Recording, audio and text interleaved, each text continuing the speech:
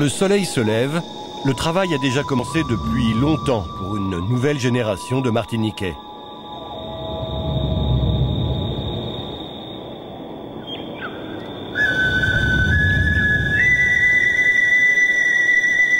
Sous les serres du nord de l'île, la présence de l'homme est chaque jour indispensable. Chaque année, 40 000 fleurs tropicales sont produites ici, puis exportées vers la France, le pari un peu fou et pourtant réussi de deux amis d'enfance partis de rien il y a 7 ans. Le lundi au vendredi, on était obligé de planter et le samedi et le dimanche à partir aller vendre un peu notre produit. Donc vous avez commencé avec très peu de fleurs? Nous avons commencé avec très peu de fleurs. Bon, c'est vrai que la chance que nous avons, c'est d'être solide tous les jours pour pouvoir avancer à deux. Combien de colis qu'il y a? 12 colis? On a 12 colis. Et les premières livraisons se font à quelle heure? 15 heures à l'aéroport. Dans une autre vie, Franz était agent hospitalier à Saint-Malo et Patrick, ouvrier agricole. Sécurité de l'emploi, congés payés, tout cela n'est plus qu'un souvenir. Aujourd'hui, les deux associés sont à la semaine de 75 heures, 11 mois sur 12, le prix de l'indépendance. D'ici, des dizaines de commandes sont expédiées vers la France et l'Europe. À la différence de leurs concurrents, les deux horticulteurs commercialisent eux-mêmes leurs fleurs. Il faut être commercial, il faut être sur la plantation, à s'occuper des fleurs, aussi les livraisons à l'aéroport. On travaille sur la qualité. Et la qualité, il faut être tous les jours sur le terrain pour s'occuper soi-même de son produit. Alors vous avez la possibilité de découvrir, là il y a un circuit quand même qui est assez sympa à découvrir. L'oiseau de paradis que vous voyez là, jusqu'à l'arbre du voyageur, ça va jusqu'à 300 variétés. C'est joli ça. Tous les plantes sont identifiées et vous allez pouvoir les découvrir et prendre des photos si vous souhaitez. C'est plus fin. C'est encore une autre variété que vous avez vu là-bas. Ouais. Nous sommes en pleine forêt de porcelaine là et vous allez pouvoir découvrir quelques variétés. Elles sont bien épanouies aussi. Cette végétation comme ça pousse. La rose de porcelaine aussi, on peut faire... La clientèle des deux fleuristes est essentiellement constituée des touristes de passage, invités à découvrir gratuitement les 5 hectares de plantation et, s'ils le souhaitent, à passer commande. Nous travaillons à 95% sur la métropole et c'est que ici c'est monsieur tout le monde qui passe et c'est le bouche à oreille un peu et qui nous permet aussi de travailler et ça fait plaisir aux autres puisque nous avons la possibilité de faire parvenir ces fleurs en métropole par Chronopost aux 4 coins de France. Voilà ces plants de 2 cm qui nous arrivent de Hollande et il faut attendre 2 ans et demi après pour arriver à cette taille-là, c'est adulte, à l'âge adulte.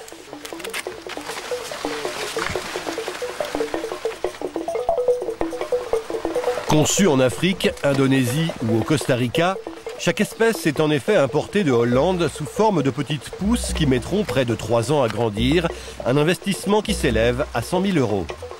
Alors, ce sont des héliconias tropiques et ce sont des fleurs que vous pouvez garder entre 15 jours et 3 semaines et là vous allez pouvoir en profiter ici, je vous les offre.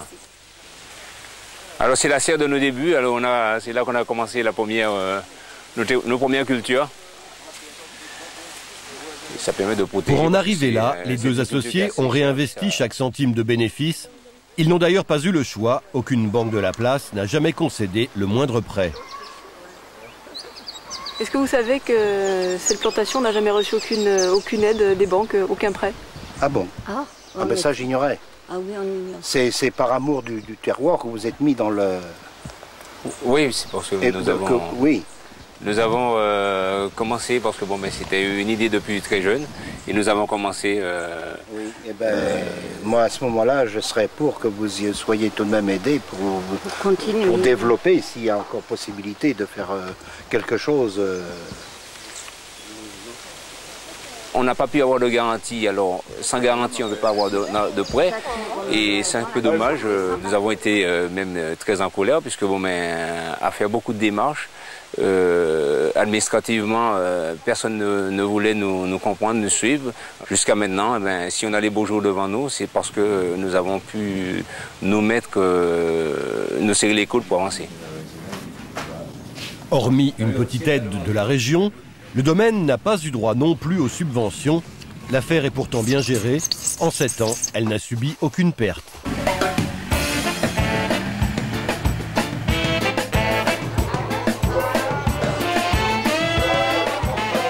Franz et Patrick n'ont de toute façon pas le temps de remplir des dossiers. En fin de semaine, ils quittent le nord pour arpenter le sud touristique et vendre ou promouvoir leurs produits. Là, ici, on est à Sainte-Anne. C'est là où il y a la plus belle plage de la Martinique, quoi. C'est pas loin d'ici, les Salines, quoi.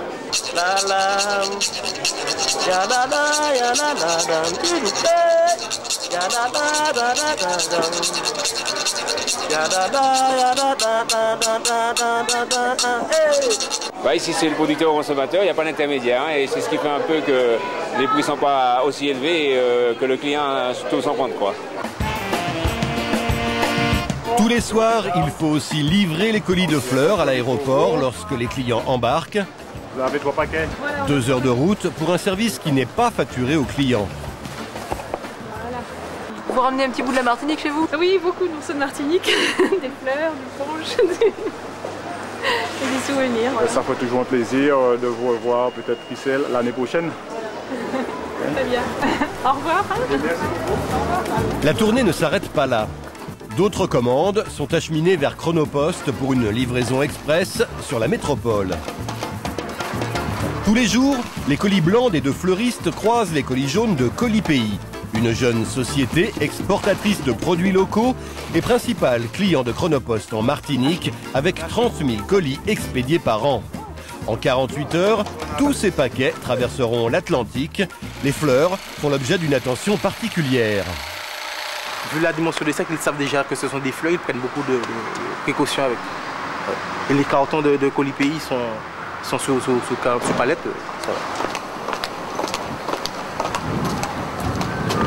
Ça va, ça va. Les balisiers sont beaux. Ouais, Fondée il y a 6 ans par Janine Salomon, la maison propose l'expédition d'une quinzaine de paquets cadeaux, une version moderne du colis ficelle traditionnellement envoyé par les Martiniquais à leur famille pour les fêtes. Notre première volonté était de marketer la tradition, marketer le paquet ficelle qui se faisait déjà en Martinique depuis longtemps.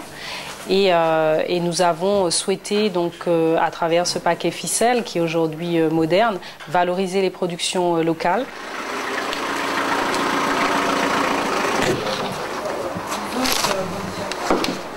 Les fournisseurs de Janine Salomon sont triés sur le volet. Une cinquantaine d'entreprises, dont 10 horticulteurs et beaucoup de petits artisans qui n'ont pas la taille nécessaire pour exporter leurs produits eux-mêmes. 28.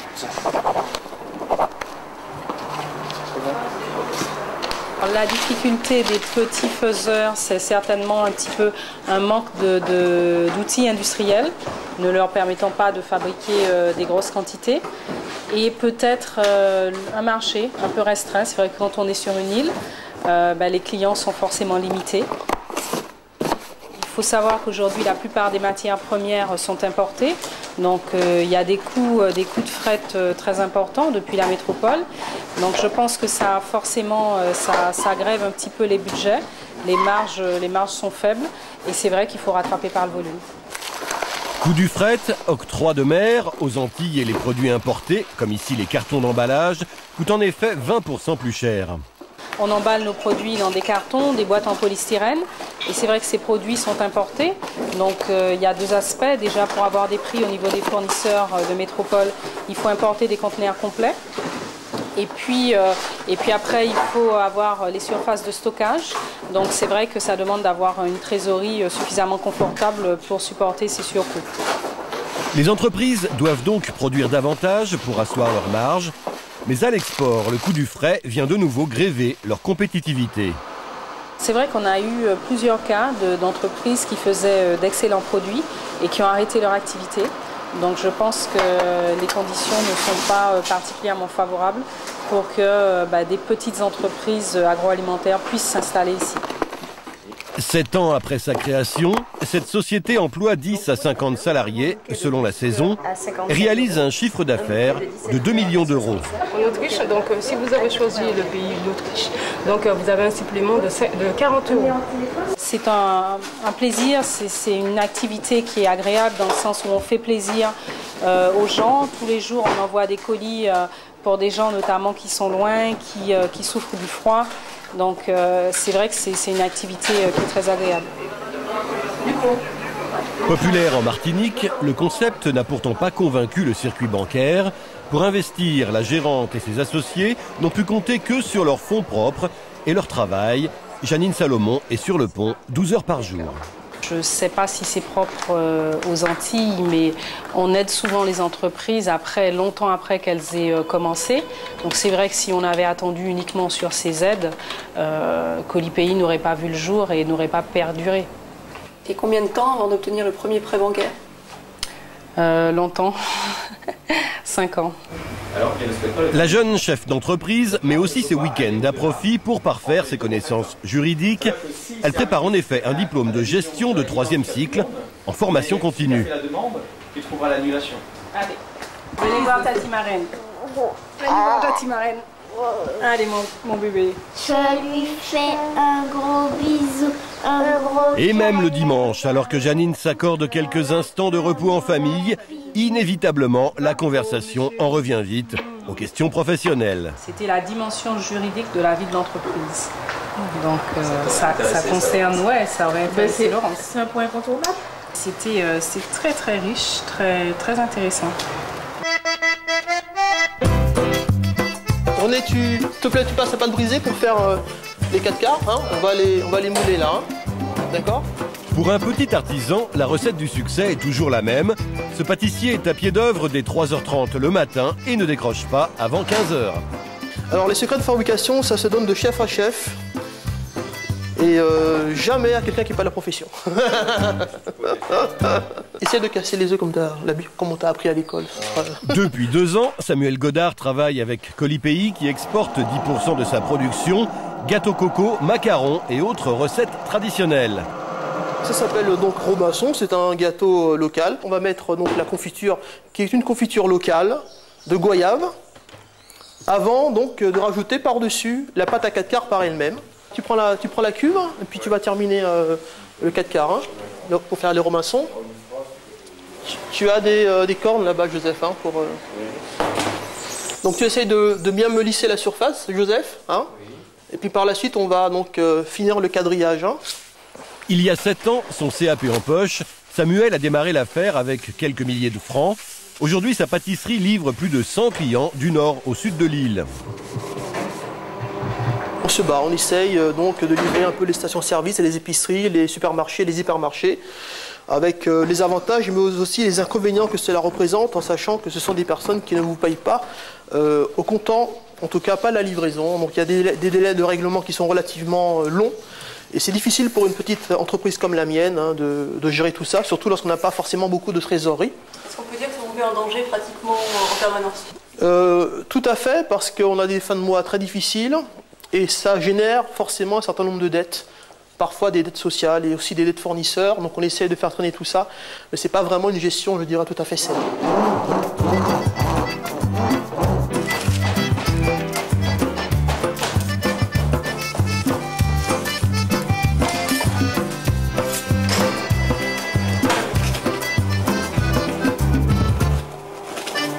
Il faut quand même aimer ce métier pour pouvoir l'exercer. Il faut même l'aimer beaucoup, car malgré les nombreuses heures passées à l'ouvrage, l'artisan accumule les dettes sociales et fiscales et remet à demain ses projets d'embauche ou d'investissement. Ok Joseph, je t'ouvre la porte du four. Allez.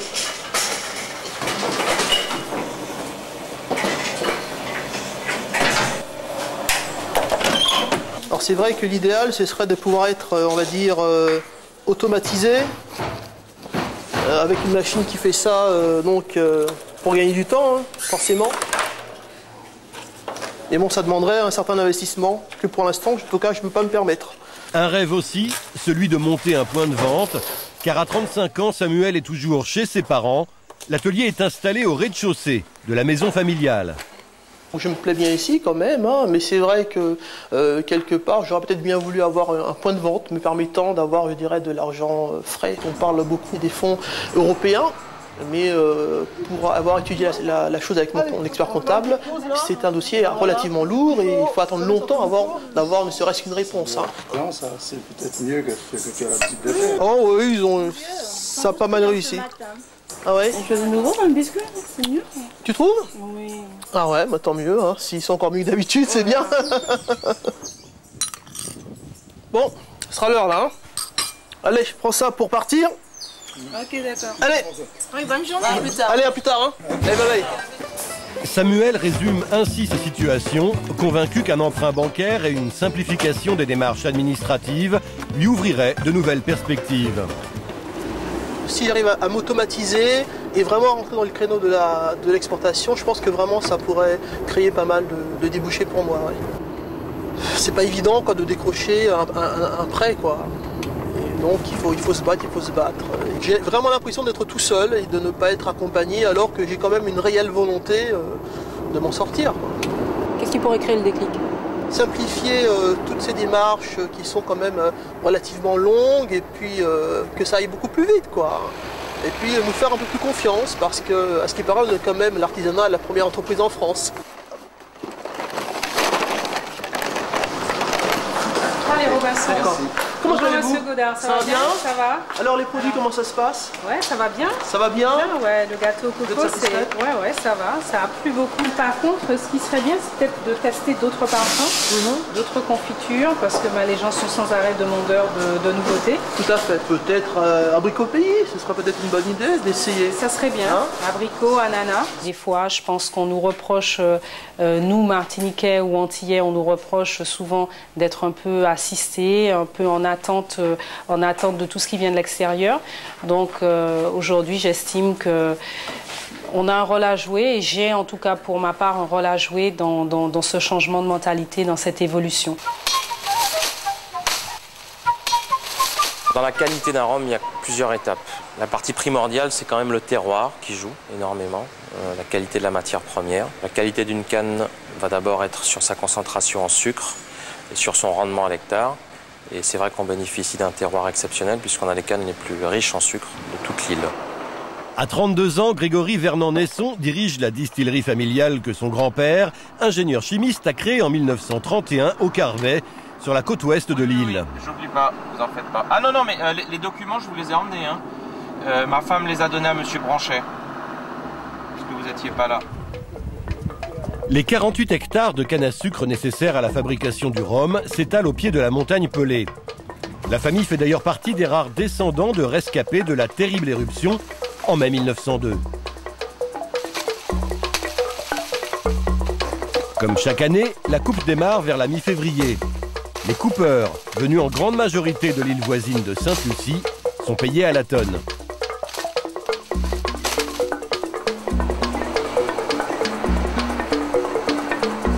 Sur les terrains accessibles, la machine a remplacé l'homme. Cette coupeuse, qui coûte la bagatelle de 300 000 €, débite 60 tonnes de canne à l'heure. C'est 60 fois plus qu'à la main et au coutelas. Une fois coupée, la canne est acheminée par camion jusqu'à l'usine pour être dans un premier temps broyée. Ici, c'est vraiment ce qu'on appelle la première étape. Vous avez toute la partie broyage, acheminement des cannes.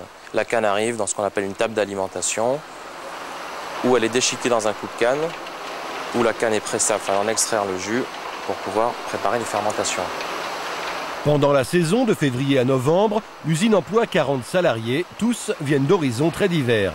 Ce que j'aime aussi dans cette usine, c'est qu'il y a un melting pot qui est assez intéressant. On a à la fois des gens qui viennent nous donner des conseils du Brésil, on a un petit peu toutes les nationalités. La distillerie possède ses petits secrets de famille, comme cette historique colonne de cuivre. Qui date de 1952, qui a été transformée par mon grand-père, qui est unique, il n'en reste qu'une comme ça sur l'île, est entièrement en cuivre. Bon, elle a d'autres petits secrets, mais ceux-là, je ne vais pas vous les livrer. À l'échelle martiniquaise, la production reste confidentielle, 400 000 bouteilles par an, soit 3% du rhum distillé sur l'île. Une taille modeste, mais qui ne gêne pas Grégory, bien au contraire. Je pense qu'on pourra augmenter la production 15% maximum en maintenant, garantissant une qualité, mais il n'y a pas du tout une volonté de production à outrance, pas du tout. Je pense qu'il y a encore la place pour des petites maisons avec des produits très haut de gamme. C'est une volonté justement de demeurer une entreprise familiale à dimension... On va dire à échelle humaine. Oui, tout à fait. Oui. La marque collectionne les médailles au concours agricole. et décline les propositions de rachat des grands groupes. Mais avec sa petite taille et la concurrence des rhums sud-américains, les marges sont faibles. Pour équilibrer ses comptes, Naisson joue donc à fond la carte des aides européennes. Pour l'instant, à moyen terme, je pense que les conditions de survie, c'est d'abord, bien entendu, le soutien de l'Europe, qui nous a permis de remettre cette distillerie à flot. On n'aurait pas pu, il faut être très franc, pérenniser cette entreprise sans les fonds européens. Dans cette usine, un tiers des investissements réalisés chaque année provient en effet de l'Europe au titre de l'aide aux territoires éloignés. Des démarches essentielles mais très complexes et contraignantes. Le problème aujourd'hui, c'est qu'on a un vrai parcours du combattant pour monter un dossier. Ça, par exemple, c'est un dossier d'investissement. C'est pour une petite entreprise, c'est impossible à faire. C'est plus qu'un travail à plein temps. Vous voyez, ça, c'est le dossier avec les différentes aides possibles. Donc il y a à la fois, c'est vrai, un frein au départ, parce qu'on a l'impression qu'on fait tout pour dégoûter les chefs d'entreprise de monter les dossiers. Et je conçois en fait que des fonds européens puissent repartir ou ne pas être utilisés, parce que des petites entreprises comme celles que vous avez sûrement visitées n'ont pas le temps, n'ont pas les moyens, pas forcément les capacités humaines sur place pour monter ce genre de dossier. Autre inquiétude, la pénurie de terrains constructibles en Martinique et donc une pression foncière énorme sur les 48 hectares de canne à sucre indispensables au fonctionnement de la distillerie. Il y a aussi un autre problème qui est plus spécifique aux Antilles, qui est une pression foncière énorme. On a vu avec des politiques, notamment des maires, des villes du Nord Caraïbe qui sont suicidaires, qui consistent à vouloir construire à outrance. Donc on a des gros soucis on perd petit à petit nos champs de canne qui font quand même la renommée du produit, qui sont la base, qui sont le cœur finalement de cette qualité. Et il est sûr qu'une politique comme ça pourrait à très court terme emmener la disparition de cette maison. En 2001, les importations martiniquaises venaient pour 64% de France, tandis que 90% des exportations partaient vers la métropole. Dans ce département, dont la balance commerciale est très largement déficitaire, 1,8 milliard d'euros importés pour 308 millions exportés, le fret aérien et maritime est le maillon central du développement.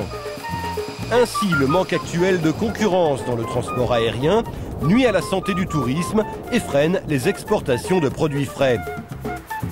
Et puis, les banques, échaudées par de nombreuses cessations d'activité, prêtent peu et le plus souvent aux riches. Pour réaliser leurs investissements, les entrepreneurs d'origine modeste doivent donc s'endetter sur leur patrimoine familial. Mais malgré ces difficultés, de nombreux jeunes chefs d'entreprise ne baissent pas les bras et impriment à la Martinique une image dynamique, loin du cliché trop commun d'une île qui attend que les subventions pleuvent. La fête au François s'épuise, m'en aller. Ripasserat moins bas, moins que fâché.